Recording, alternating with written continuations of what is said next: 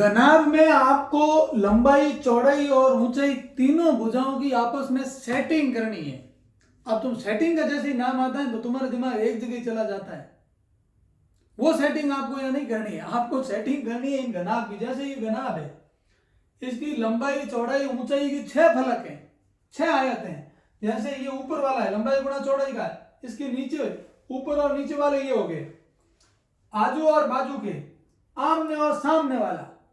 तो इनकी आपको सेटिंग आपस में अगर समझ में आ गई, जिस दिन सेटिंग बराबर समझ में आ जाएगी उस दिन आपका जीव का कल्याण। अब सेटिंग आप के दिमाग में वो एक नहीं होनी चाहिए, सेटिंग जीवन में कई होती है। तो सेटिंगों का जीवन में, सही सेटिंग का जीवन में बहुत महत्व है, इसलिए सेटिंग करना। नमस्ते दोस्तों, कैसे हैं? उम्मीद करता हूं मस्त और स्वस्थ होंगे। और आज अपन हाजिर हैं एक नए टॉपिक के साथ, घन और घनाभ। अभी मैंने घन ही लिखा है, चलो आपके लिए मैं घनाभ भी लिख देता हूं, कोई विशेष इसमें फर्क नहीं है। और उम्मीद कर रहा हूं पिछली क्लासें आपको अच्छी लगी होगी। और जो भी साथी जुड़े हुए हैं उनसे मेरा एक निवेदन है, अगर आप मेरे से जुड़ गए हैं तो फिर ये पूरे के पूरे वीडियो आप देखने का प्रयास करें, क्योंकि एक रिलेशन होता है किसी भी चीज का, पढ़ने का एक तरीका होता है। जो आपको तरीका लाया हूं वो तरीका मैं आपको 0-0 से लेके आया हूं। मैं आपको आयत पढ़ाया, वर्ग पढ़ाया, आपने आयत पढ़ा, ये आपने वर्ग पढ़ा, ये आपका घन है। थोड़ी देर के लिए मैं यहां घना बनाता हूं।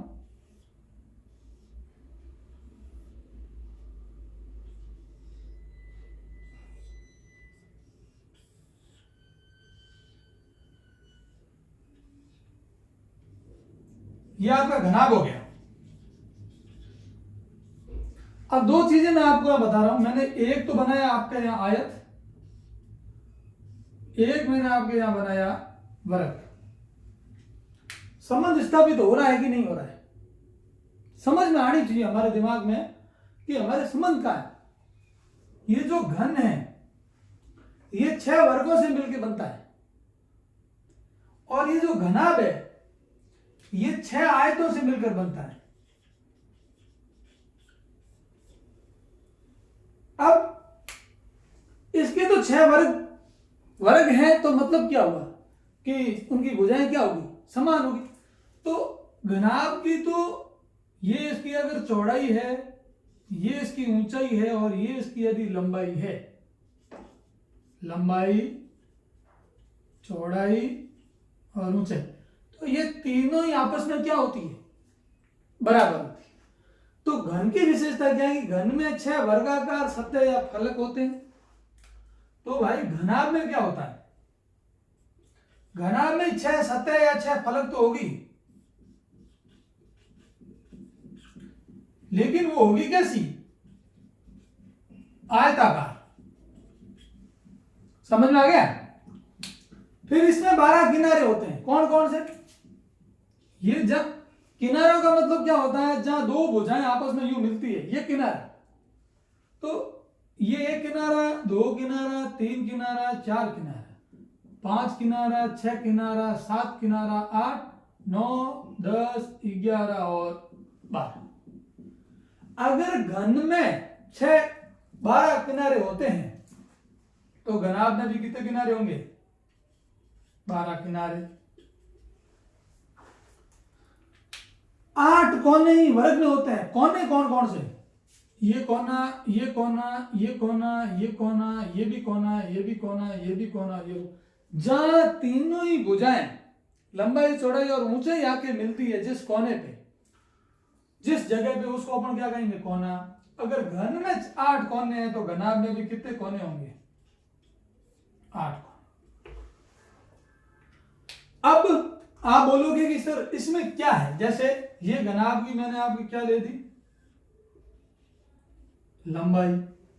ये घनाभ की क्या मैंने कर दी, चौड़ाई। और ये घनाभ की मैंने क्या कर दी, ऊंचाई।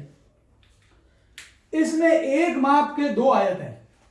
देखिए कौन कौन से, ये ऊपर वाला और ये इसके नीचे वाला, इसकी चौड़ाई, इसकी चौड़ाई।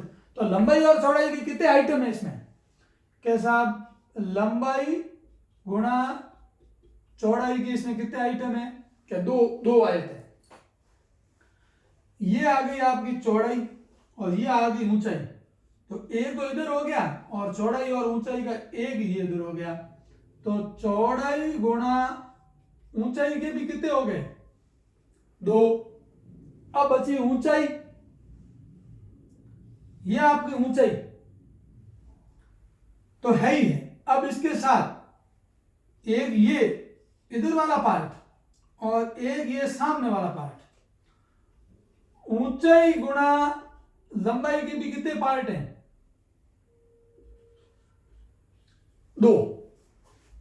तो इसमें कितने आयत हो गए? 6 आयत। सेम इसमें कितने वर्ग होंगे?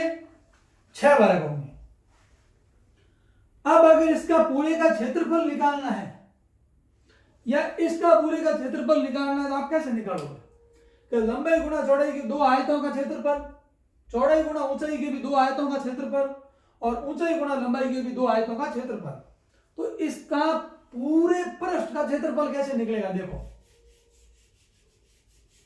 सूत्र बनाना सीख जाओ आप, तो फिर क्या है कि दिमाग में कभी सूत्र रटने की जरूरत नहीं पड़ेगी। मैं इसमें एक और रिलेशन भी आपको बताऊंगा। रिलेशन क्या है? तो इसका लिख दिया मैंने यहां पे, घनाभ का संपूर्ण पृष्ठ यानी हो गया पृष्ठीय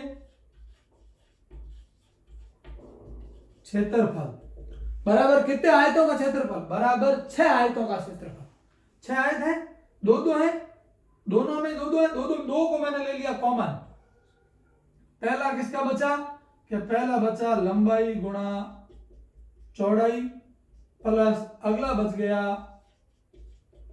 चौड़ाई गुणा ऊंचाई प्लस ऊंचाई गुणा लंबाई। क्लियर?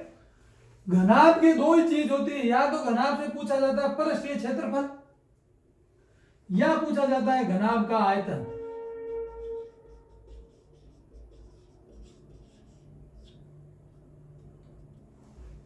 अब देखो साहब, आयतन किसी भी वस्तु के आधार का क्षेत्रफल गुणा ऊंचाई। अब इसमें आधार क्या है?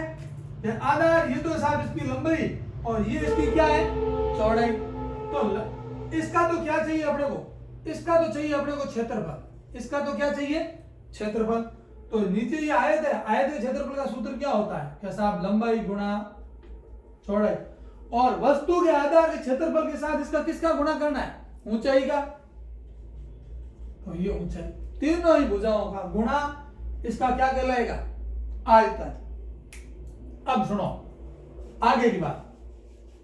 अब आपका घर है, आपका कमरा। अब आपके कमरे को देखिए, आपके कमरे की ये तो दोनों तरफ की चौड़ाई ले ली, ठीक है। ये कमरे की है लंबाई, ये सामने वाली दीवार है तो ये इधर वाली दीवार, ये कमरे की हो गई छत ऊपर और ये कमरे का हो गया फर्श। अब आप खुद दिमाग लगाना। आपसे वो यदि ये पूछे कि इस कमरे में रंग करना है, कुल कितने क्षेत्रफल?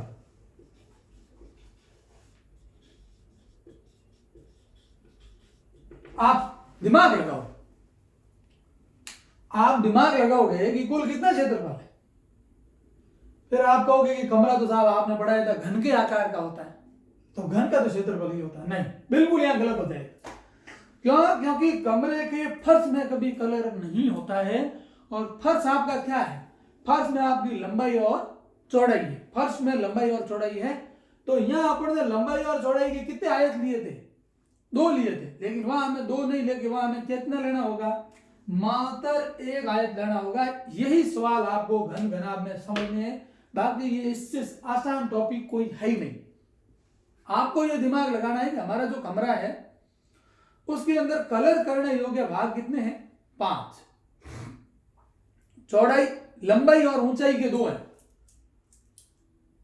चौड़ाई और ऊंचाई के भी 2 हैं, लेकिन चौड़ाई और लंबाई के मात्र एक ये जो छत है हमारे, तो हम यहां पर सूत्र क्या लिखेंगे, इस पहले को पूरे को भूल जाओ, क्योंकि लंबाई का हमें क्या लेना है, 1 लेना है, तो हम ये लिखेंगे साहब 2 कोष्ठक चौड़ाई गुणा ऊंचाई का भी हमारा 1, 2 भाग, और ऊंचाई गुणा लंबाई के भी हमारे 2 हैं, लेकिन लंबाई गुणा चौड़ाई का हमारे पास कितना है, 1 है, जो हमने अलग से लिखा है। समझ में आ रहा है ना? अगर आपका कमरे का कलर पूछे तो ये आपका सूत्र बनेगा। अच्छा, दूसरी बात, ये तो हो गया घनाभ का। अब इनका क्षेत्रफल पूछे तो ये हो गया आयतन। आयतन का मतलब क्या होता है कि उस वस्तु के द्वारा, उसके पृष्ठ के द्वारा, उसके आधार के द्वारा घेरा गया क्षेत्रफल और उसके साथ ऊंचाई का सदैव गुणा करना है, मैंने लिख दिया। तो ये तो इसका हो जाएगा घनाभ का संपूर्ण पृष्ठीय क्षेत्रफल भी आपको पता चल गया। अब मैं आपको एक चीज और बताऊं, आपका एक कमरा है लेकिन उसमें एक दीवार नहीं है, खुल्लो बनाएडो, या आपने देखा होगा, मैं जैसे रेल वाले कमरों की बात करूं, आप रेल की पटरियों के पास से जाते हो तो आपने देखा होगा इधर से घुसो और सामने निकल जाओ, मतलब 2 दीवारें उसमें नहीं होती, उसमें 2 दीवारें नहीं होती। अब आप उसका अगर आपको ये बोला जाए कि एक रेल का कमरा है जिसकी 2 दीवारें आमने सामने की 2 दीवारें है ही नहीं, तो वो कितनी दीवारों पर टिका हुआ है, 2 दीवारों, यूं खुल्लम। अब उसकी कौन कौन सी 2 दीवारें वो भी मैं आपको बता देता हूं कि वो 2 दीवारें है ही नहीं। अब आपको पता चल गया कि एक तो ये दीवार नहीं और एक ये दीवार नहीं, क्योंकि मैंने नीचे से इसको मिलाया नहीं है, नीचे से मैं आपको ऐसे मिला देता हूं, तब आपको पता चल गया कि 2 दीवारें नहीं है। ये दीवार तो है इसकी, सामने वाली है, इधर वाली, ये वाली 2 नहीं है, तो वो 2 कौन सी नहीं है, एक तो हमारे ऊंचाई नहीं है, आपके ऊपर वाली चौड़ाई नहीं है, और एक ऊंचाई नहीं है, तो चौड़ाई और ऊंचाई के दोनों ही हटा दो, चौड़ाई गुणा ऊंचाई के दोनों ही नहीं है। अब आपके फलक कितने बचे, कैसा हमारे फलक अब बचेंगे, वो बचेगा एक तो इधर वाली दीवार, एक इधर वाली, एक ऊपर की छत और नीचे का फर्श, 4 बचेंगे। कौन कौन से बचे पता करोगे, ये आपकी लंबाई और ये आपकी चौड़ाई, ऊपर और नीचे, तो हमने लिख दिया लंबाई गुणा चौड़ाई के कितने हो गए, 2। अब 2 और कौन से बचे हैं, कैसा, ऊंचाई गुणा लंबाई के 2 बचे हैं, सीधा लिख दो ऊंचाई गुणा लंबाई, ये सूत्र बन गया। आराम से अब इसका रंग रोगांक पूछे, जितना आया, कितना वर्ग मीटर से आया है, तो वर्ग मीटर का उससे गुणा कर दो, सीधा उत्तर आ जाएगा। ये तो हो गया घनाभ। अब घनाभ का आयतन पूछे, अब इनके मात्रक, क्षेत्रफल का तो सदैव मात्रक होता है वर्ग, लेकिन घनाभ भाई यहाँ आयतन की बात है तो आयतन का सदैव मात्रक क्या होता है, घन होता है। जैसे अगर मीटर, ये क्यूब, वर्ग का क्या होता है मीटर स्क्वायर, तो सेमी होगी तो सेमी क्यूब हो जाएगी। ये चीजें आपके समझ में आनी चाहिए। ये मेरा आपको घन घना पढ़ाने का, एक चैप्टर देने का ये बेसिक तरीका है। अब इसमें से क्या पूछेगा वो आपसे ये पूछ लेगा, जैसे ये एक दीवार है,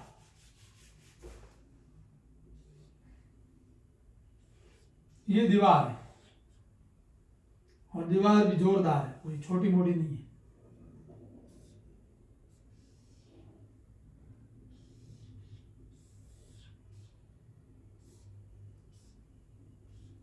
अब आपको समझ में आ गई, हाँ दीवार तो है, आ गई समझ में। ये दीवार ऐसी ईंटों से मिलके बनी है, ये ईंटों से मिलके बनी है।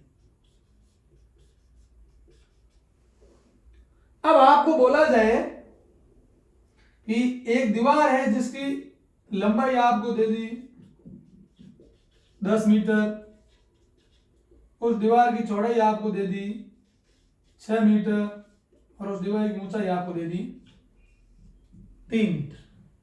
ठीक है, और आपको बोला कि इसके अंदर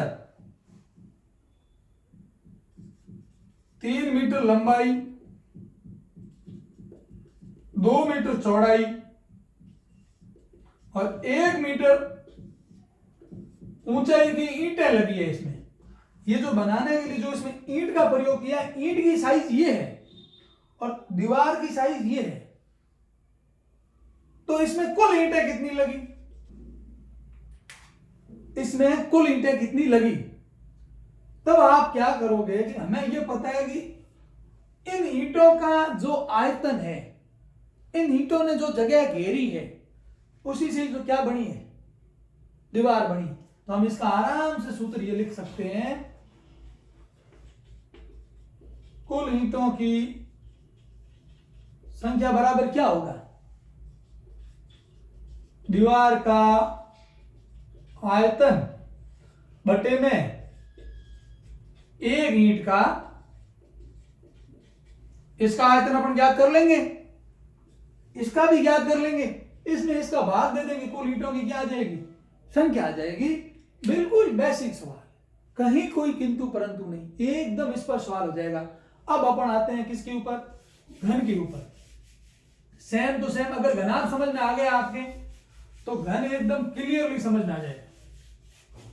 मैं एक 10वीं क्लास इसलिए करता हूं कि मूलभूत मेरा टारगेट ये कि मेरे साथ एनसीईआरटी के बच्चे जुड़े, जो कंपटीशन की अच्छे लेवल की तैयारी करना चाहते हैं, वो 6, 7, 8, 9, 10, 11, 12 तक की अगर मैथमेटिक्स आपने क्लियर कर ली तो आप जीवन में भी कभी भी मात नहीं खाओ। जैसे घन पे आ गए, घन पे मैंने क्या लिखा, घन का संपूर्ण पृष्ठीय क्षेत्र, घन में कितने वर्ग है।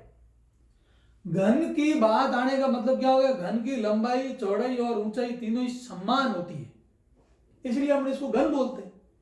इसकी तीनों ही भुजाएं समान होती है, तो जिसकी लंबाई और चौड़ाई समान हो उसको अपन क्या पढ़ा था, वर्ग। और वर्ग का क्षेत्रफल क्या होता है, भुजा का स्क्वायर। और यहां पर कितने वर्ग है, 6। तो जो एक घन का एक वर्ग का होगा उसको 6 से गुणा कर दो, 6 वर्गों का होगा, इसलिए इसका हो जाएगा संपूर्ण पृष्ठीय क्षेत्रफल। आयतन मैंने क्या बोला, किसी भी चीज के आधार का क्षेत्रफल, तो वस्तु के आधार का क्षेत्रफल लंबाई गुणा चौड़ाई और साथ में क्या करनी, ऊंचाई, ये ऊंचाई कर दी।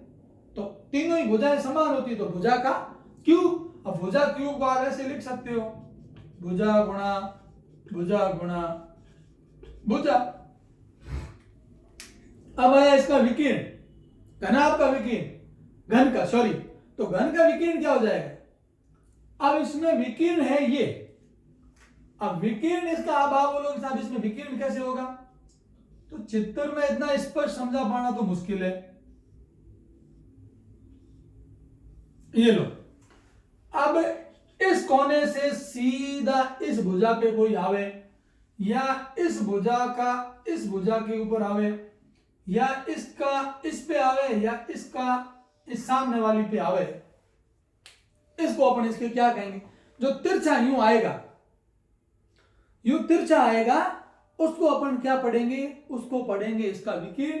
और इसका विकीर्ण कैसे निकलेगा, तो इसका विकीर्ण निकलेगा साहब आपके 3 गुणा भुजा। अब ये आपको ऐसे नहीं दे, आपको वो सवाल ये दे दे कि कोई घन का आयतन दे दिया 246 और वो पूछे घन का विकीर्ण बताओ। अब आपके पास सूत्र क्या है, √3 और भुजा है। आप बोलोगे कि सर इसमें भुजा तो हमें दी नहीं, कैसे निकाल। लेकिन भाई ये चीज समझो कि ये जो घन का आयतन है 246 आया कैसे, कि साहब तीनों भुजाओं का हमने क्या किया, गुणा किया। स्वाभाविक बेसिक बात है, जैसे मैंने किसी घन का आपको आयतन दे दिया 27, तो 27 क्यूबेड है, ये 3, तो 27 किसका क्यूब होता है, 3 गुणा 3 गुणा 3, 3 के 9, 9 तिया 27। तो इस 27 से आपने भुजा ज्ञात कर ली कि कितनी आई भुजा 3। अब आपको इसका क्या ज्ञात करना था विकीर्ण।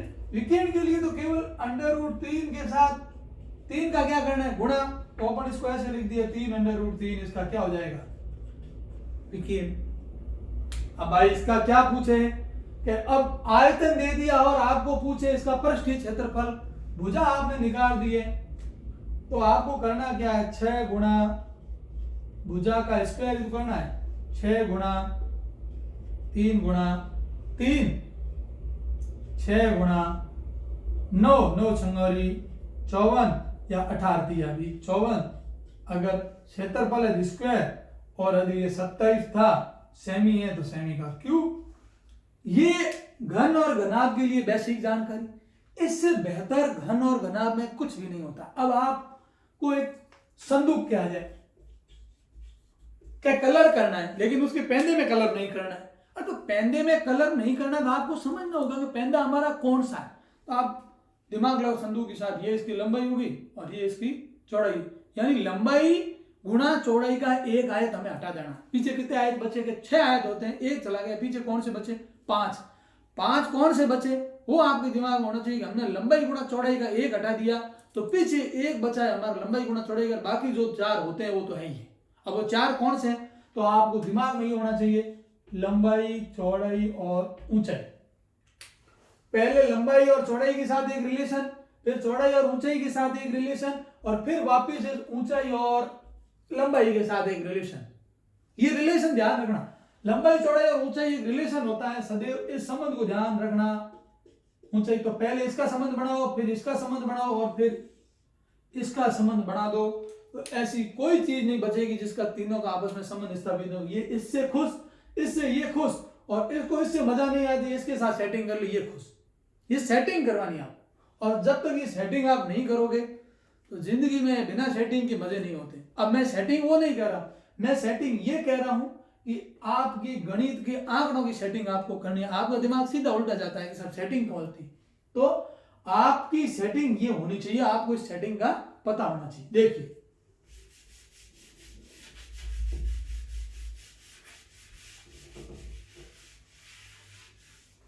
हाँ, तो अपना क्या है कि जैसे एक घन दे दिया 6 मीटर की भुजा वाला, इस घन को 2 मीटर भुजा वाले घनों में बांटना है। कितने घन होंगे, कुल घन कितने होंगे, तो हमें यह पता है कि इसका जो कुल आयतन है